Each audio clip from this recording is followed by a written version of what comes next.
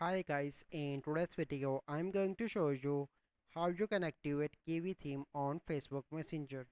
So first step you need to do is to open Play Store and search for the Messenger, and if your Messenger is not up to date you simply need to update your Messenger. As you can see my Messenger is up to date.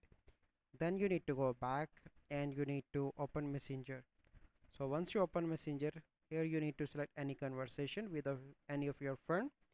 Click on your friend name, click on theme, and you need to scroll down, and in the bottom you can see different colors and gradients. So here it is Kiwi, so you simply need to select that. Click on select again, and now you can see that Kiwi theme is activated for this conversation.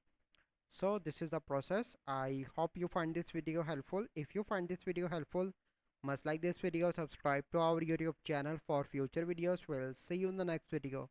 Thank you, have a good day.